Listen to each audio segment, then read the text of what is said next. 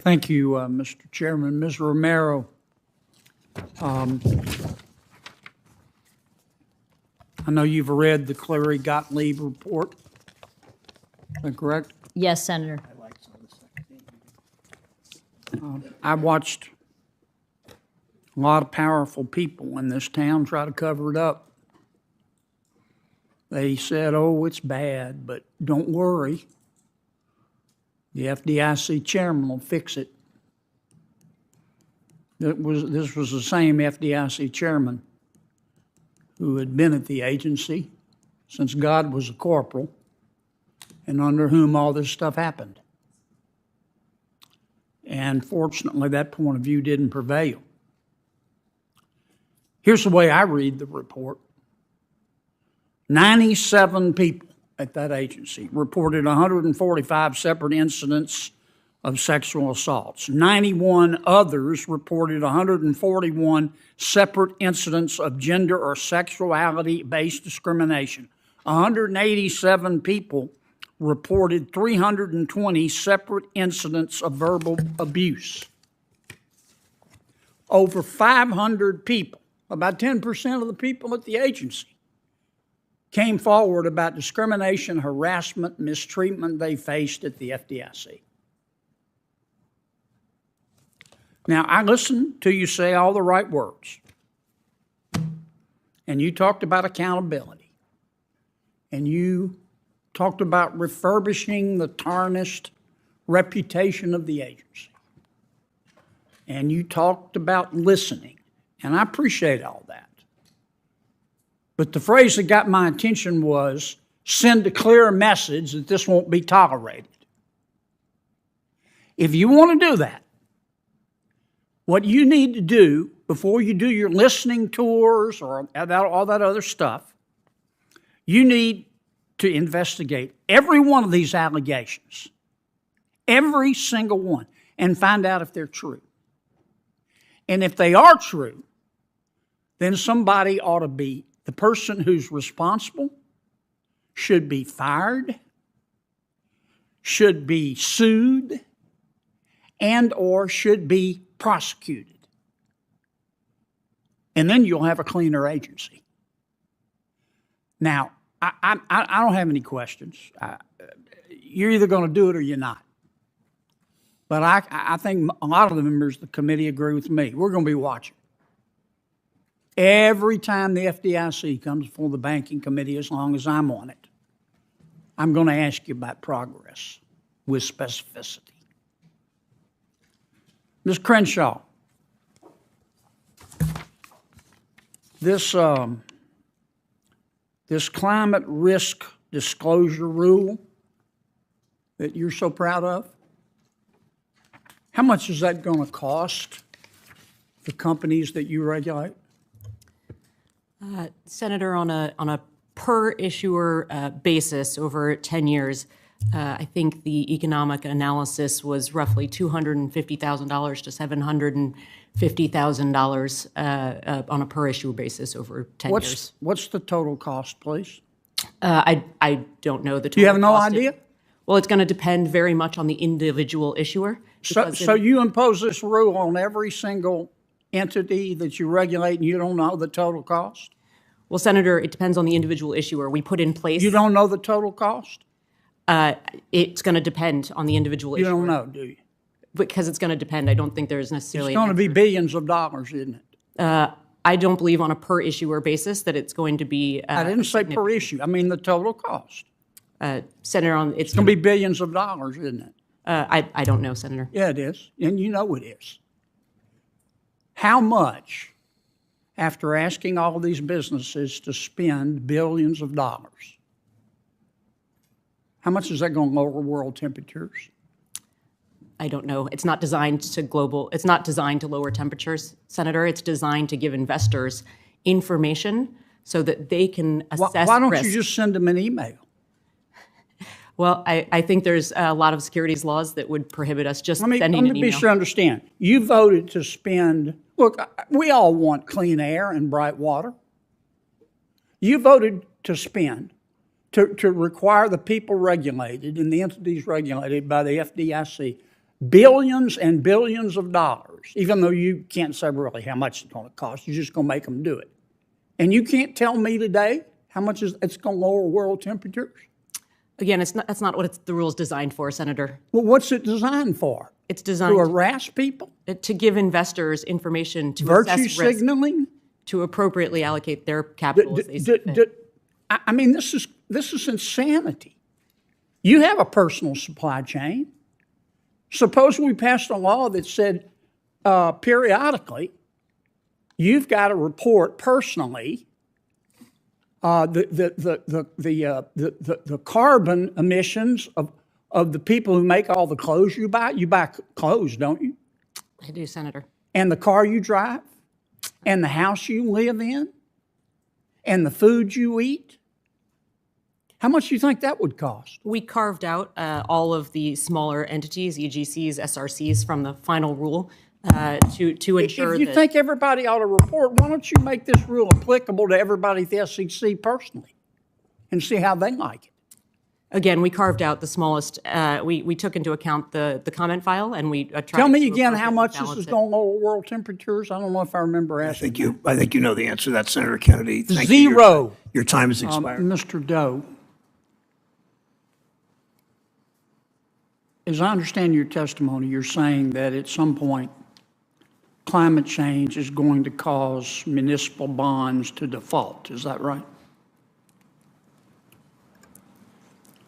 No, I would say that they will be under pressure just because there'll be increased budgetary concerns. Well, So can they're- they withstand that pressure? I think so. Then Yes. what's the problem? Problem is that there might be a higher interest rate if there are issues that aren't addressed by state and local governments, that if, because of, let's just say, in anticipation of extreme weather events. So that you're worried waters- that interest rates will go up? Yes. Okay. I'm looking on your website. You say, my quote, I'm quoting now, contribution to the municipal industry has been extensive as an analyst, strategist, and visionary of the industry's future, close quote. So I want to tap your visionary expertise. At what point do you think climate change is going to cause interest rates on municipal bonds to rise to the point that the interest rates will be prohibitive? When will all this happen? Well, I'll dust my crystal ball off, but perhaps, I think in 10 to 20 years. 10 to 20 years, okay. What do you think we ought to do about it? I think we ought to be able to identify where infrastructure is most vulnerable to weather events, and that infrastructure is then, appropriate dollars are used to modernize infrastructure. For example, in the town of Marshfield, I want to cut you off because I don't have Sure. much time. You think we ought to spend money? wisely and appropriately. Okay, sure. Well, nobody around here ever stands up and says, I've got a good idea and I need to spend money unwisely and inappropriately. You Correct. understand that, right? I do. Okay. Do you support the world becoming carbon neutral by 2050? Would that solve, do you support that? I don't think that's a reasonable expectation. Yeah, but if it were, do you support it? Doesn't seem like it's a bad thing. Okay. Do you support the United States becoming carbon neutral by 2050?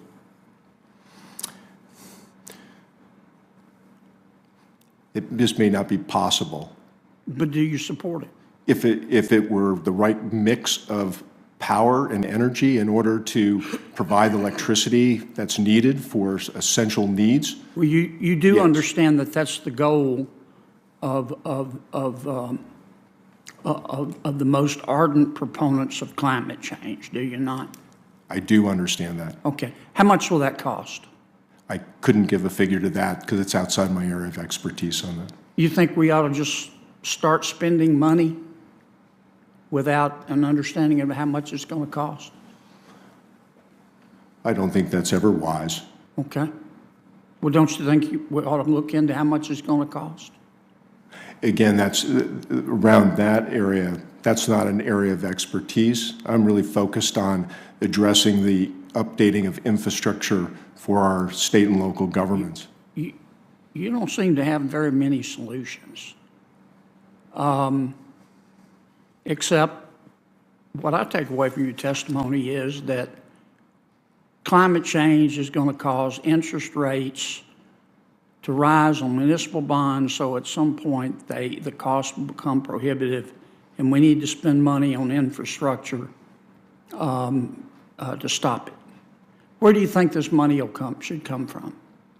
I think state and local governments have the capacity to borrow because the rates are significantly low, and there's an opportunity now to do so and be proactive. So you think state and local governments ought to borrow the money? I do. I think they have the capacity to do so. Just out of curiosity, what kind of car do you drive? I drive a Jeep Wagoneer. Is it gas or electric? It's gas. Okay. Do you have a gas stove? I do not. Okay. Do you have a heat pump? I do not. You don't? I do not. Oh, okay. How big a house do you live in? I live in a condominium of 853 square feet. Okay. I'm over. Thank you, Mr. Chairman. Who invited you here today? I came with Protect Our Winters. Right. But you're here on behalf of the Democrats or the Republicans? I'm here on behalf of the outdoor enthusiasts around America. Okay. You were contacted by Senator Whitehouse's staff? I personally came with Protect Our Winters, so I don't know how that went exactly. What is carbon dioxide? I went to high school, but that's carbon dioxide is a gas. Okay. I'm not a professional to talk about carbon dioxide so much, but Well, you want us to abolish it, right? no, there's always going to be carbon dioxide. Right. So what is it you want us to do? I Let me back up because I want to. I mean, you're here as an expert. Tell me more about what carbon dioxide is. I'm here as an expert cross-country skier who sees the changes in my winters and the landscape that I live in Alaska. And so carbon dioxide is what I see it as is, it's a gas that exists in our atmosphere. And What, is it the major part of our atmosphere? Or? it's a huge part of our atmosphere, yes. It's actually a very small part of our atmosphere. Well, okay. But, yeah, I don't know. What are you asking specifically? Well, you say we need to reduce carbon dioxide emissions. I'd like to know first if you know what it is. You want us to abolish fossil fuels? I never said that. You never have said that? No. Okay. What do you think we ought to do with fossil fuels? What will we do with fossil fuels? Yeah. Should we make any changes? I would like to see a decrease in the use of fossil fuels. I think there's a possibility to use more electric generation. Okay. Over what period of time? 10 years, 50 years, 100 years? That's not, I would like to see it come as fast as possible while continuing. How fast? Sorry? How fast? I don't have a You great don't answer know? for that, no. Okay. You just think, well, how much will it cost for us to become carbon neutral in the United States by 2050? I'm not a professional on that. I don't have an answer. You don't have any idea? No. You just think we ought to spend the money? I'm not an economist. Yeah, but it's going to cost money. You realize that? Yeah, but we've also talked about the trade-off of what the cost of climate change as emergencies will cost in the future also. So Right. But it's going to cost trillions of dollars to become carbon neutral by 2050, right? I do not know. You don't know. You just think we ought to do it. I don't have a great answer for you, but I think Okay. I would like If to we see fewer spent carbon if we spent those trillions of dollars and became carbon neutral by 2050 in the United States, which you advocate, how much will it reduce world temperatures?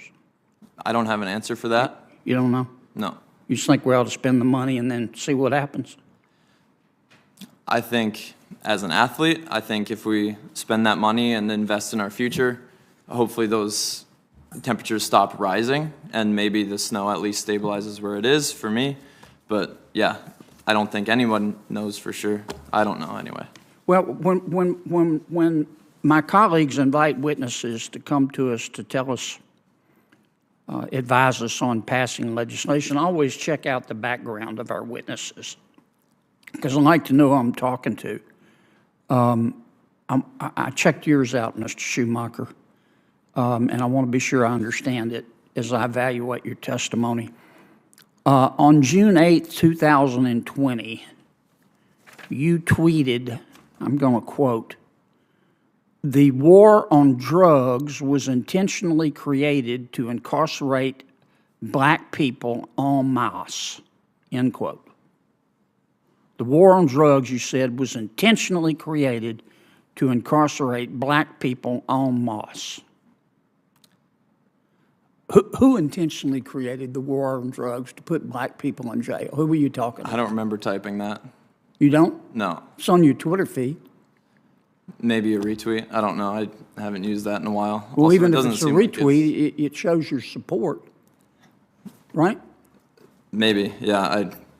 But it's not the topic of this conversation. Right, right. But it has to do with you're here giving us advice, and I just kind of like to know a little bit more about your Yeah, point of view. I'm here as an athlete giving you my story and what I've seen in my field. On August 27th of 2020, you tweeted this, quote, I'm going to quote, "Police are paid with taxpayer dollars. If they are not answerable to us, we can demand new service, and that's what this is. Abolish the police in favor of that new service," end quote. You think we ought to abolish the police, do you? Again, not the topic I'm here to talk about today. I know, but you tweeted it. Do you think we ought to abolish the police? That's not what I'm here to talk about. Should we do that before or after we get rid of fossil fuels? I'm not going to address that. You don't want to address it? Okay. Let me ask you about one more of your tweets. On August 26, 2020, you tweeted, there's a picture, I'm not going to describe the picture, but you said, quote, your words, not mine, it's on your Twitter feed, quote, "This is what systemic racism looks like. The Los Angeles Police Department is literally policing only the Black Lives Matter side," end quote. What do you mean by that? This is still off topic. No, it's not. You're here as an expert telling us, advising us, and I'm asking you about your background. I'm here as an athlete to talk about the effects of climate change on my sport. Okay, let's go back. Well, I'm almost out of time. Senator, you're well out of time, and we have other senators waiting, so please Okay. wrap up when you have a moment. All right. Thank you all for your testimony. I put some lube on and got him on his knees, and I began to slide into him from behind. I pulled out of him and kissed him while he masturbated. He asked me to turn over while he slipped a condom on himself. This was my ass, and I was struggling to imagine someone inside me. He got on top and slowly inserted himself into me. It was the worst pain I think I have ever felt in my life. Eventually, I felt a mix of pleasure with the pain. Close quote. All boys aren't blue. I got a new strap-on harness today. I can't wait to put it on you. It will fit my favorite dildo perfectly. You're going to look so hot. I can't wait to have your cock in my mouth. I'm going to give you the blowjob of your life. Then I want you inside of me. End quote. Senator Kennedy. Thank you, Mr. Chairman. I confess I'm a little confused. And I appreciate the argument or discussion that we've been having, but for me, it's a little too conceptual or, I don't know, metaphysical or theological or whatever you want to call it. I want to try to understand what you're asking us to do. Let's take two books that have been much discussed. The first one is called All Boys Aren't Blue, and I will quote from it. I put some lube on and got him on his knees, and I began to slide into him from behind. I pulled out of him and kissed him while he masturbated. He asked me to turn over while he slipped a condom on himself. This was my ass, and I was struggling to imagine someone inside me. He got on top and slowly inserted himself into me. It was the worst pain I think I have ever felt in my life. Eventually, I felt a mix of pleasure with the pain. Close quote. All Boys Aren't Blue. The second is another much discussed book. I'm sure you're familiar with it. It's called Genderqueer. Okay? Let me read an excerpt from that. Quote, I got a new strap-on harness today. I can't wait to put it on you. It will fit my favorite dildo perfectly. You're going to look so hot. I can't wait to have your cock in my mouth. I'm going to give you the blowjob of your life. Then I want you inside of me. End quote. Now, Mr. Secretary, what are you asking us to do? Are you suggesting that only librarians should decide whether the two books that I just referenced should be available to kids? Is that what you're saying? No. Okay. Tell me what you're saying. Well, first of all, there's this. Don't give me a speech. Tell me what you're asking me to do. With all due respect, Senator, and the words you spoke are disturbing, especially coming out of your mouth is very disturbing.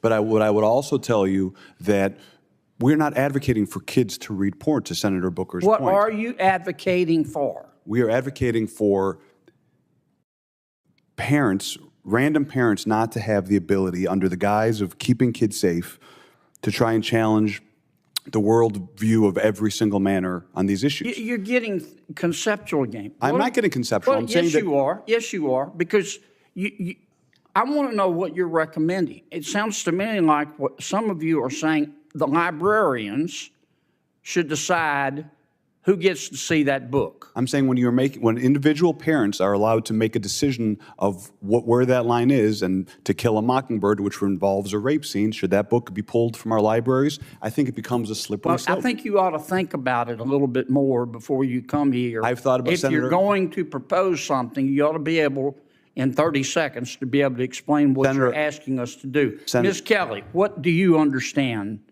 Well, let me skip you for a second. Mr.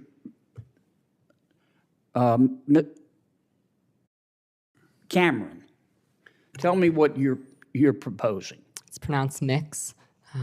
Mix? Is that how would you like me to refer to you? Senator, your definition of sexual is synonymous with LGBTQ identity. I'm not asking you that. I'm asking you to tell me you read those two excerpts. Genderqueer. Do you think that, are you asking that only librarians and not parents have any say in whether minors can read those books? Is that what you're saying? Genderqueer has never been in my school library, so it's never been banned. Well, suppose it was. Should it be up just to the librarian, or should parents have a say?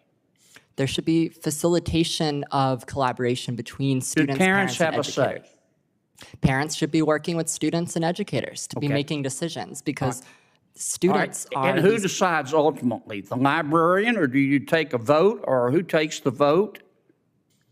Book review committees in the community in my school district. You want a committee to decide? There are committees. Okay.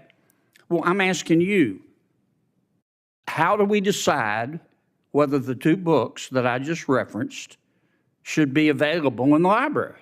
What would you, if you were running things, what would you do? All Boys Aren't Blue, the scene you mentioned, is about sexual abuse. I know what it's about. It's not What would erotic. you do in terms of making the books available? Would you say anybody can see them, or they have to be in a special session? Students who do not read books like All Boys Aren't Blue cannot learn what is appropriate. I understand that. They cannot learn I understand, but none about of you want to abuse. answer my question. You come here and you say censorship is bad, and of course it's bad. But the obvious response is, okay, you heard the books we're talking about. Okay, we're not talking about Catcher in the Rye. So tell me what you want, who gets to decide. And all I've heard is the librarians. And parents have nothing to do with it. And if that's your response, what planet did you just parachute in from? Parents, Senator. Or what country, more appropriately? This is not China. Parents, Senator, for all due respect, parents absolutely have a say. My parents were immigrants, came to this country. We never checked out books without our parents seeing what books we were reading. They encouraged us to read Mr. books. Secretary, I understand this is good for your politics back home. It's got nothing to do with my politics. My bill is Of course passed. it does. My It bill is has passed. everything to do with your I'm here- politics. I'm here to- But you came here with a problem, and I'm trying to understand the solution, and you don't have one. We solved the solution. we solved the solution in Other than Illinois. to tell us that we don't agree with you, we'll be on the wrong side of history. We solved the problem in Illinois. We fixed it because we Well, there passed are laws others that you make- could work on. Well, that's why I'm out here of to help. time. Thank I'm you, to Mr. help- Chairman. Senator Holy? Thank you, Mr. Chairman. Thanks to the witnesses for being here. I think it's safe to say that all of you are here today because you are opposed to government censorship. Is that right? Have I got that broadly correct? Okay, we can agree on that much. Book banning is a form of government censorship. Is that, broadly speaking, correct? Professor Knox, you're an expert in this. Let me just ask you. Book banning is a problem under the First Amendment because it's the government telling private individuals, authors, what have you, what they can and cannot write, telling the public what they can and cannot read. Is that broadly speaking correct? Yes, that's correct. So now what if the books were digital only? Could the government ban them then? So no hard copies, no physical copies, it's just digital books. Could the government engage in book banning then under the First Amendment? No problem. No, that's about a format of the particular book, and that really doesn't matter when it comes to whether or not government is banning a book. Okay, what if the government made a list of authors whose books it wanted banned and also went to all of the publishing houses in America, the government did, and said, do not publish the books by any of these authors or we will punish you? Is that a problem under the First Amendment? My hope is that the government would not be involved in the decisions of a private company. Good. I would hope so too, but apparently that is not the case in the United States of America today under this administration, because the hypotheticals I've just given you aren't hypotheticals at all. They've happened, and we know that they are happening. The Fifth Circuit Court of Appeals just ruled in a case, Missouri versus Biden. I'm sure you're all familiar with this. It's going to go down, I think, as a landmark case in the worst possible way in First Amendment law, because what the Court of Appeals found is that the White House, not just the federal government, but the White House actively coerced every major social media platform in America. Let me say that again. Every major social media platform in America to ban speech that the White House did not like. What are we talking about here? Well, we're talking about speech on the COVID-19 pandemic, speech on the 2022 congressional elections, speech related to mask mandates, speech related to vaccines. What did the White House do? Well, over a period of years, they met with on a regular basis the leaders of social media companies and demanded that the speech they did not like be taken down. They further demanded that these same social media companies amplify the White House's speech. Amazing. So take down all of this speech that we don't like, amplify our own speech. Unbelievable. What kind of speech are we talking about? Well, for example, not just public officials, but parents. Here's an example from my state, the state of Missouri. I'm reading from the opinion here. One parent who posted on Nixdoor.com, which is a site operated by Facebook, posted an online petition to encourage his school to remain mask optional, found that his posts were removed without notifying him, and his friends never saw them. Another parent in the same school district who objected to mask mandates for school children responded to Dr. Fauci on Twitter and promptly received a warning from Twitter that his account would be banned if he did not delete the tweets criticizing Dr. Fauci's approach to mask mandates. These objections, amazingly, this censorship was taken at the direct behest of the federal government, the direct behest of the Biden administration. Professor Knox, is this a violation of the First Amendment? Only a judge can make that determination. And a judge has. I'm glad you said that. Multiple judges. The district court, federal district court, said there was a direct First Amendment violation. Court of Appeals unanimously, 3-judge panel unanimously said direct First Amendment violation. I can't think of another time in American history when the President of the United States, and I say that advisedly because the record reflects that White House officials were sending emails and communications to these companies saying that the President himself wanted the censorship. So you've got the government doing exactly what Professor Knox said is not permitted under the First Amendment, directly coercing the speech of private parties, and not just one or two authors, but parents all across the country. Unprecedented in the history of this nation. So I'm glad we're having this hearing today. I hope that we will have more like it to expose the censorship happening at the highest levels of our government. Mr. Chairman, I'd ask that this opinion, this judgment by the Fifth Circuit, Missouri versus Biden, be entered into the record in full. Without objection. I will leave it there. I know there are other Senator Kennedys here who want to ask questions, but I just want to say for the record that this kind of censorship is un-American, it is unconstitutional, and I hope it will go down as a sad chapter in American history that we can close here and now. Thank you, Mr. Chairman. Thank you, Senator Hawley. You were pretty quick to criticize the people of Houston for wanting to build, you thought, McMansions, but you don't criticize your own university? I don't find that to be equivocal comparison between space meant for students who must reside at a university. You don't see the hypocrisy in that? It is your finding and interpretation, sir. But you don't see the irony of the hypocrisy? I'm going to go ahead and say no. Okay. I kind of gathered that would be your answer. Senator Kennedy. Thank you, Mr. Chairman. Welcome, Governor. Professor Keenan, you teach at Tulane? Yes, sir, I do. I have that privilege. And you have your own website, KeenanClimate.com, is that right? Yes, sir, I do. Okay. And you describe yourself on your website as a globally recognized thought leader. Is that correct? Yes, sir. Okay. And you give paid speeches, do you? On occasion, I do.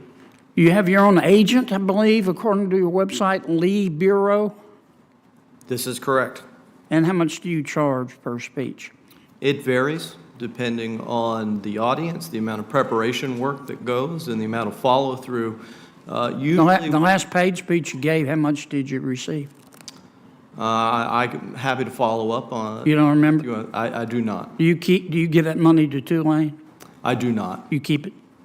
Yes, this is outside of my capacity as a professor. Right. As is standard course. Now, you recently sent a letter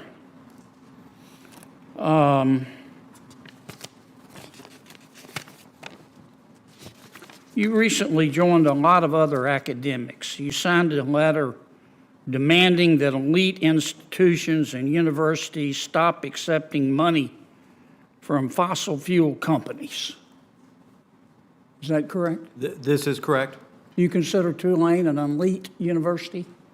I would like to think that we have a high standard of excellence in our education and our research. Okay. Well, the Murphy family of Murphy Oil and the Deming family of Murphy Oil have recently given Tulane $25 million. You think, have you called on Tulane to give that money back? Well, it's not, they didn't give that money to my unit or the department or school that I work Have you called on Tulane to give that money back, or you think that's okay for them to keep it?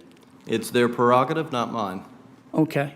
But you think, but yet you just signed a letter saying that all elite universities should refuse fossil fuel money. Is that, did you put a footnote in there and say, except my own?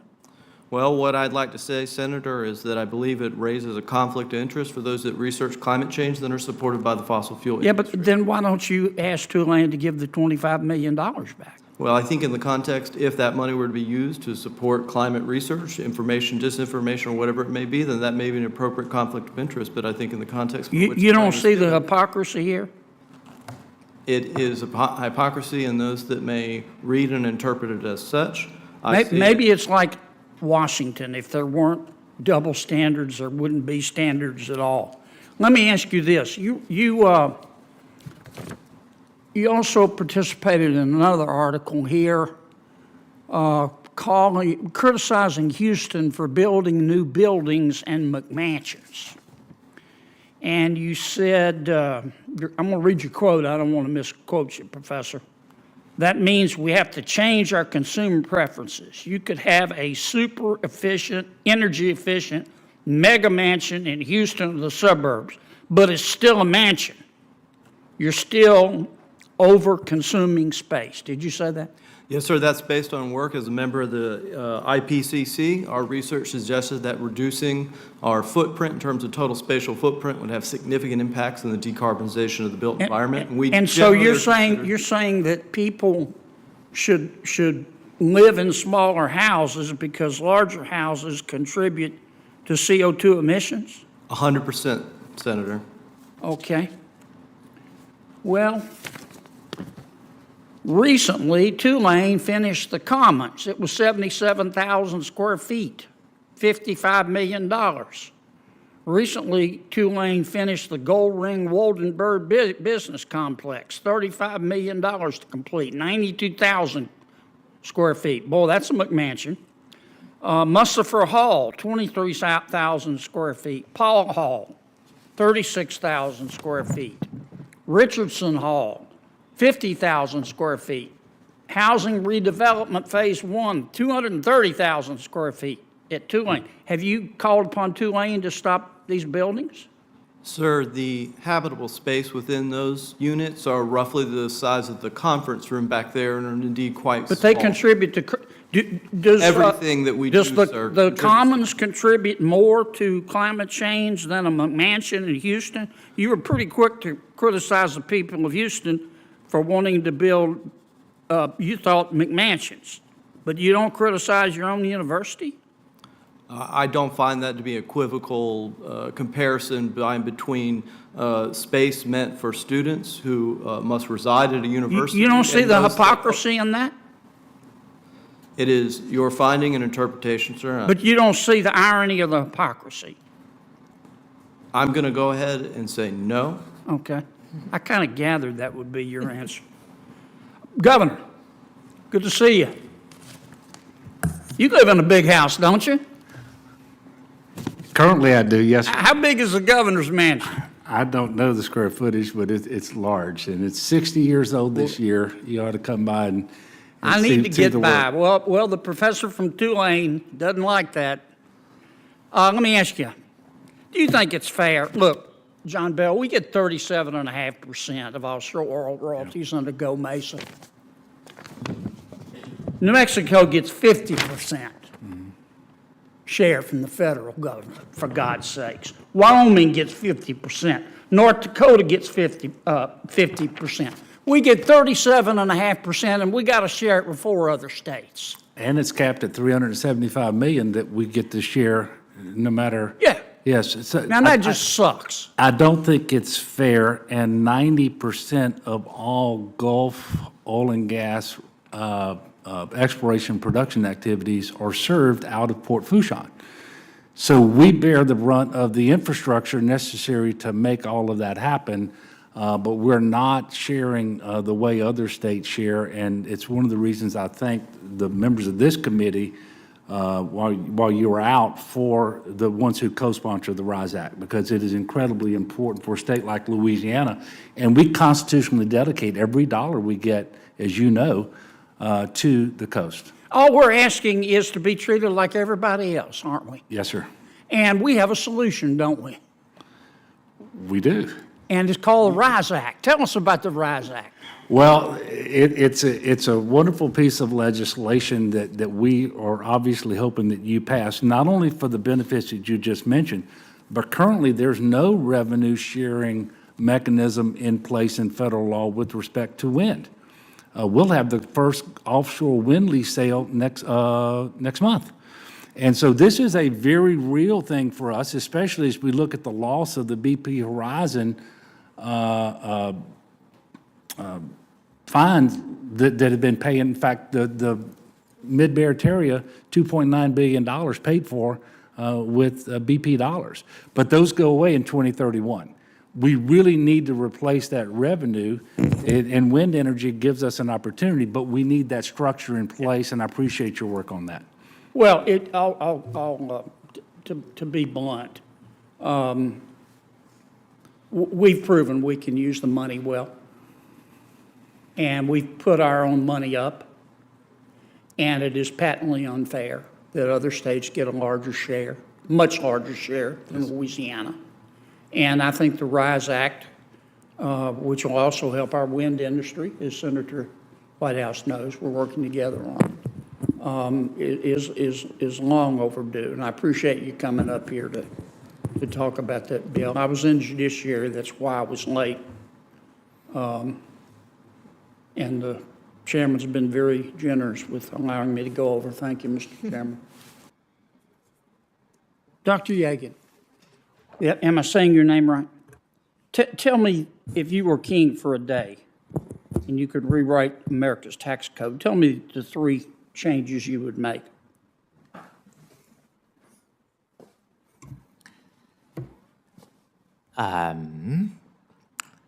Number 1, I would equalize labor and capital tax burdens at the top. There are a couple ways of doing that. The billionaire minimum income tax is one that would move in that direction. I won't rehash those details.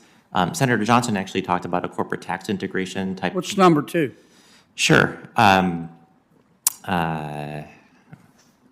2, part of closing the labor and capital disparity is closing the Gingrich-Edwards loophole. And number 3 is ending abuse of trusts. So the estate tax has been eviscerated. Many of those, you take assets that you know are worth a lot. Right now they're purportedly worth a little because you haven't taken your company public. You put them into a trust, it explodes. Do you support a wealth tax? Do you know what I mean by wealth tax? I do know what you mean by wealth tax. The billionaire minimum income tax taxes income, and that I think is the way forward in that space. Well, let me be a little more precise. Do you think appreciation of assets that are not sold, unrealized gain, should be taxed? I think you should have to prepay tax on it that will eventually be due at sale, gift, or bequest. What do you mean prepay the tax? Sure. So if I have $5 billion of unrealized capital gains, I have $5 billion of taxable income, and I'm currently paying $1.5 billion on that. So that's a 15% overall tax rate. Well, let's let's don't complicate this. I want to understand Sure. what you're saying. Let's suppose an American owns a piece of real estate they inherited from their father or their mother. And it was, when they inherited it, they got a step up in basis, it's worth $100,000. And all of a sudden, the interstate came through. and the property is now worth $1 million if they sell it. But they don't plan to sell it. They're going to leave it to the kids. Do you think that Americans should have to pay tax on the unrealized gain, the increase in value? In general, no. At that level of wealth, for example, housing. You think only wealthy people should? At the very top, it's hard to tax, But let me be sure understand what you're saying. All right, let's suppose that's not just an average American. Let's suppose that's an American. What do you define as rich? In the minimum income tax, it's $100 million of wealth or more. Okay, so you think if you're really wealthy, you should have to pay a tax on your unrealized gain? I think you should have to partially prepay if you're liquid, if you have liquidity to pay. Do you think somebody? Why can't you economists answer questions? Should any American have to pay tax on unrealized gain? Why can't you just answer me? Yes, there are some who should. Who? The ultra-wealthy who have liquidity should prepay some tax. What if they don't have liquidity? They should not have to pay, and they will owe at sale, bequest, or gift. So if you have cash, you ought to have to pay, but if you don't have to pay? To prepay. I have in my testimony, there are examples of how this works so that you can preserve incentives to build a new company, take it public. Okay. What do you think, Dr. McBride? Do you think we should start taxing unrealized gain? And what do you think that'll do to the economy? Well, I have several concerns about the approach. The first of which is it's completely untested. It's never been tried in this country. We have more than 100 years of history with the income tax, and Europe's tried it, haven't they? No, they've tried wealth taxes. Yeah. Their experience with wealth taxes has been. How did that turn out? Bad. It resulted in a lot of taxpayers exiting the country, for one thing. In France, for instance, other countries that have tried it. And you suddenly lose a big chunk of your tax base that you're trying to tax there. We have that option in this country as well. The result has been that most of those countries in Europe that have tried a wealth tax have rolled them back, including France, because they were administratively challenging.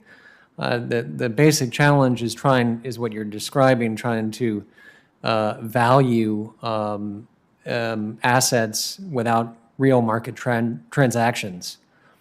So this is a valuation dispute. It means we get the IRS engaged in yet another challenge. They're currently doing this with the estate tax. Those estates that are subject to the estate tax, those valuation episodes can go years and years and years. Can I have 30 more seconds? Proceed. Dr. Is it Clausing? Clausing? Yes. Yeah. Why do you and Dr. Yagan, why do y'all want to punish wealthy people? I think I can speak for both of us that we're not interested in punishing anyone. We're interested in you're having interested in taxing the hell out of them more than anybody else. I think what makes you think that making tax policy on the basis of class or status makes sense? I think it's a very American phenomena that throughout the history of the income tax, we have valued progressivity, and our current income tax does that. We used to rely on things like tariffs to raise revenue. Tariffs are regressive consumption taxes that disproportionately hurt the poor.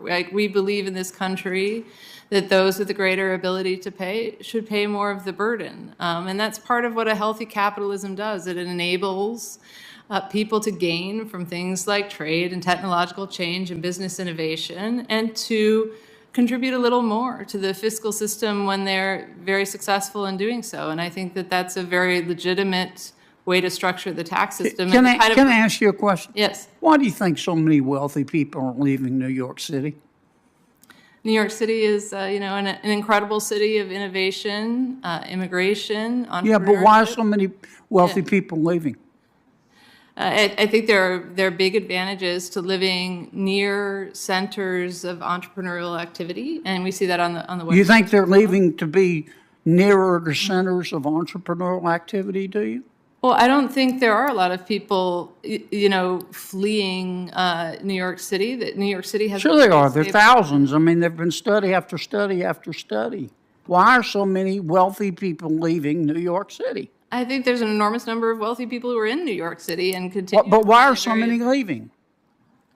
I can't speak to why particular people. I can tell you why. It's taxes. You know that as well as I do. It's taxes. I think if you look at the economic. Some of it's crime, but most of it is taxes. Well, people vote with their feet. The same reason that people are leaving California and moving to Austin. If you look at California, it's one of the most successful economies in the world, and it continues to be so. It attracts people. But they're losing people. I don't think it's in any danger of decline, nor is New York City. And these are very vibrant places. I don't think we're going to ever agree. Reasons. Yeah. I don't think we're going to ever agree. But I appreciate the time of all three of you. Thank you. To be fair, there also are people moving the other way. There are people who move to New York. They just don't all leave from New York. It's a two-way street in and out of New York, and it's a two-way street between Austin and California. People leave Texas and go to California, and some of them do very well. Well, that's true, Sheldon, but I can show you study after study after study, as you well know, and as the professor knows. It shows that people are leaving high-tax states and moving to low-tax states. All you have to do is Well, they also leave. all you have to do is look at the demographics. Pick the 9 states that have, say, a state income tax, and compare that, or that don't have a state income tax, and compare that to the states that do. It's called tax avoidance, and there's nothing wrong with it. It's perfectly legal.